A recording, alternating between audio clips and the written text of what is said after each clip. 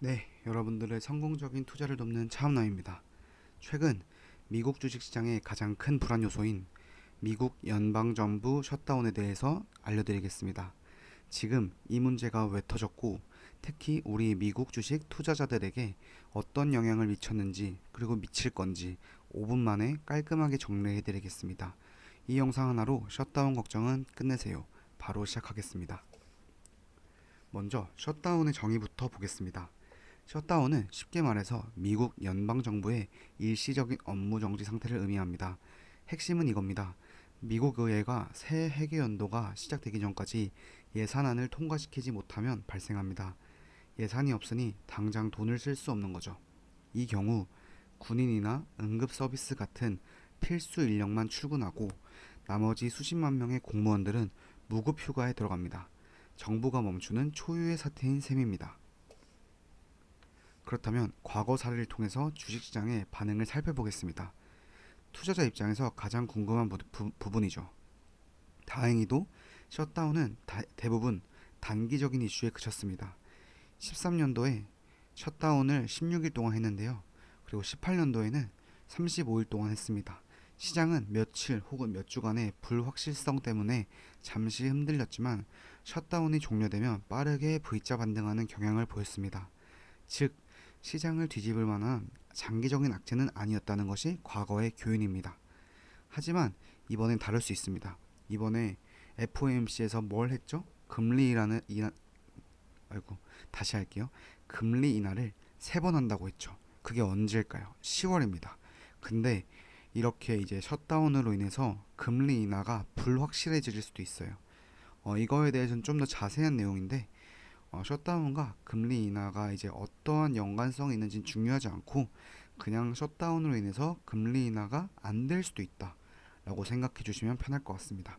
그러면 금리 인하에 대한 기대감으로 지금까지 올랐는데 금리 인하를 안 한다고 하면은 어떻게 될까요? 네, 주식은 이제 확실한 조정에 시작하겠죠. 그렇기 때문에 트럼프는 아마 금리 인하에 대해서 만약에 안 되게 되면 야당, 그러니까 지금 트럼프가 여당이잖아요. 야당의 이제 야당인 공산당 같은 애들의 이제 잘못이라고 할 것입니다. 네, 그래서 이제 우리가 체감하는 직접적인 영향은 있죠. 세 가지 있어요. 첫 번째, 경제 지표 발표가 중단됩니다.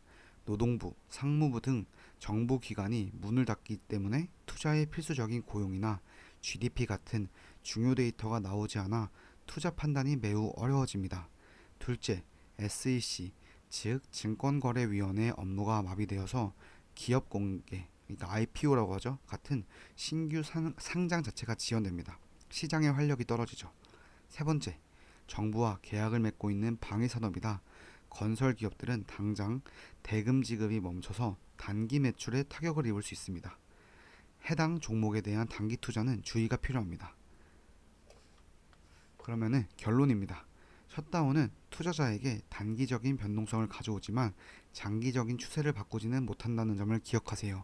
하지만 이번 10월에 올 이제 금리 인하가 어떻게 될지 모른다. 그래서 현명한 투자 전략은 세 가지입니다. 첫 번째, 단기적 변동성 확대를 인지하고 공포에 휩쓸려서 팔지 마세요. 그렇다고 이제 막 떨어지는 걸 팔지 말라는 거가 아닙니다. 모든 기업에 이제 해당하는 건 아니에요. 두 번째, 과거처럼 단기 하락을 저가 매수 기회로 활용할 수 있는지 검토하세요. 세 번째, 단기적 타격 기업보다는 재무 건전성이 강한 우량주나 기술주에 집중하는 기회로 삼아보세요. 네, 오늘 셧다운 강의는 여기까지입니다. 계속해서 이제 저희가 알려드리고 싶은 제가 10월 실적 발표에 대해서도 말씀드릴 거거든요. 실적 발표에 대해서도 알려드리겠습니다. 일단 10월에 지금 이제 첫 주와 두 번째 주, 첫 주라고 해야 되나요? 그 3, 4일을 지났는데 아무튼 2.5주가 다가오는데 10월 13일부터요. 금융주의 실적 발표로 이제 실적이 대거 열린다. 많은 실적들이 발표하기 시작한다. 라고 아시면 됩니다. 그래서 워렌 버핏, 빌 게이츠, 피터 린치 같은 사람들이 매수하는 기업들을 이런 기업들이 실적 발표로 하락해 준다면 하락에 매수해서 장기 투자로 가져가면 매우 좋을 것입니다. 그래서 제가 이렇게 화요일, 수요일, 목요일은 별 게 없더라고요. 금요일 이렇게 정리해 왔는데요. 화요일에 JP 모건, 웰스파고, 골드만삭스, 블랙락, 시티그룹이 엄청난 큰 은행이죠. 실적 발표를 합니다. 여기서 볼 만한 거는 이제 그 모든 것들이에요. 도미노 피자도 이제 방어주일 수 있죠. 이제 음식이니까요. 존슨앤존슨도 방어주입니다. 그러니까 대개 방어주 또는 이제 금융주다라고 생각하시면 되고요. 모든 기업 다 좋은 기업입니다. 수율입니다. ASML 엄청 유명한 기업이죠. 요즘에 이제 반도체와 기술주에서 최고의 이제 주가를 달리는 주가 한 주가가 엄청 높은 걸로 알고 있는데요.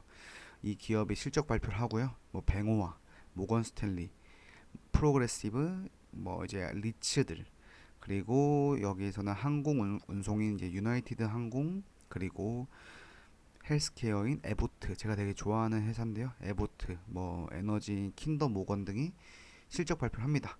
여기도 보시면 이제 웬만한 기업들은 다 살만해요. 대신 리츠라고 되어 있잖아요. 리츠 어디 있어요? PLD, 프롤로지스가 리츠잖아요. 얘네는 부동산에 대해서 알아야 되기 때문에 조금은 조심해야 된다. 라고 하면서 금융로 넘어가겠습니다. 네, 금융도 엄청 큰 이제 은행들이 같이 하죠. 그 중에서 제가 가장 이제 눈여겨보는 기업은 아메리카 익스프레스입니다. 워렌 버핏이 가장 좋아하던 기업 중에 하나죠. 네, 계속해서 넘어가겠습니다. 10월에 엄청 큰 이제 저희가 M7이라고 하는 기업 중에 5개가 실적 발표를 해요. 엔비디아랑 마이크로소프트 빼고 다 한다고 보시면 됩니다. 아마존, 애플, 구글, 메타, 테슬라 모두 다 10월에 실적 발표합니다. 정확한 실적 발표일이 언젠지는 제 자료들을 보시면서 이제 확인하시면 될 것 같고요. 저는 이제 10월에 있는 것들 중에서 뭘 뽑았냐? 항공우주, 드론, 헬스케어, 첨단 기술, 그러니까 반도체, 데이터, 클라우드, 소프트웨어, 하드웨어 같은 게 있겠죠. 그리고 양자 컴퓨팅, 그러니까 여러분들이 좋아하실 만한 기술주들 위주로 또는 엄청 큰 기업 위주로 이제 선택을 해서 자료를 만들어 놨는데요. 하락에 잘 매수하면 엄청 좋은 이제 선택이 될 거라고 생각합니다. 제 자료들을 보시면서 이렇게 잘 판단하시길 바랍니다. 네, 앞으로도 좋은 자료가 있으면 무료로 배포하도록 하겠습니다. 그리고 언제 유료 자료로 바뀔지, 제 마음이 언제 바뀔지 모르기 때문에 꼭꼭 컴퓨터에 저장해세요. 그리고 알람과 구독, 좋아요, 댓글은 사랑입니다. 네, 감사합니다. 차은남이었습니다.